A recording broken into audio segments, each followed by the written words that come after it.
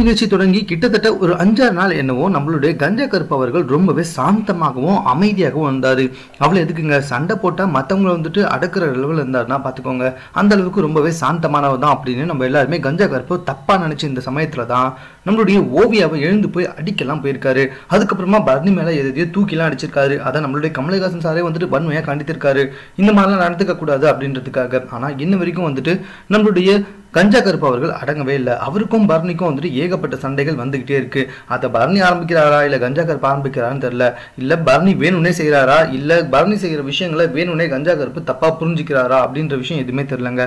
ஆனா பர்னி எது செஞ்சாலும் கஞ்சா கருப்பு பர்னியை அசிங்கமா திட்டிக்கிட்டே இருக்காரு. இது ஒரு மக்கள் பார்க்கின்ற நிகழ்ச்சி என்று கூட பாராமல் ரொம்பவே அசிங்கமா திட்டுறாரு. ஆனா அதை விஜய் டிவி வந்துட்டு பீப் ஒலி போட்டு மூடி மறைச்சிடுறாங்க. இப்படிதான் நம்மளுடைய பர்னி என்ன செஞ்சிருக்காரு, பாத்ரூம்ல குளிச்சுட்டு இருந்திருக்காரு. அப்ப வந்துட்டு நீங்க தானே வந்துட்டு பாத்ரூம் கிளீனர் டீம், நீங்க வந்துட்டு கண்டிப்பா பாத்ரூம் ஏதாவது கிளீன் பண்ண வரணும் அப்படின்னு சொல்லி கேட்க, அதுக்கு பர்னி வந்துட்டு யதார்த்தமா நான் குளிச்சுட்டு இருக்கேன் கஞ்சா கருப்பு பண்ண கேளுங்க அப்படின்னு சொல்ல, அதுக்கு பல பேர் வந்துட்டு நீங்க கஞ்சா கருப்பு நீங்க தான் வந்துட்டு பாத்ரூம் கிளீன் பண்ணணும் அப்படின்னு சொல்லியிருக்காங்க. கஞ்சா கருப்பு உடனே யார்டா இது ஆக்ரோஷமா சொன்னதுன்னு சொல்லி கேட்க, பர்னி தான் சொன்னோம் நான் வரட்டும் நான் அவனை வெட்டுறேன் அப்படி இப்படின்ட்டு பயங்கரமா வந்துட்டு கைகலப்பெல்லாம் ஆயிருக்குங்க. அப்புறம் ஸ்னேகன் தான் கூட்டு வந்திருக்காரு. அது மேல சக்தி வந்துட்டு சொல்லியிருக்காரு பர்னி குளிச்சிருந்தனால உங்க பேரை சொல்லியிருக்காரு அப்படின்னு சொல்லிட்டு. அதுக்கப்புறமா தான் கஞ்சா கருப்பு கொஞ்சம் கூலா இருக்காரு.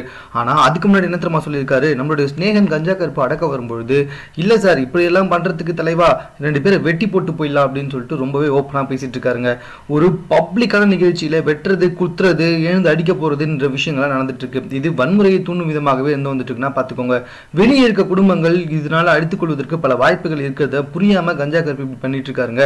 மேலும் இது போன்ற செய்திகளை எப்படி தெரிந்து கொள்வதற்கு எங்களோட சேனலை சப்ஸ்கிரைப் பண்ணுங்க. இந்த வீடியோ பிடிச்சிருந்தா லைக் பண்ணுங்க. உங்க கமெண்ட் எதுவாக இருந்தாலும் ஓகே எங்க கூட ஷேர் பண்ணிக்கோங்க. தேங்க்யூ.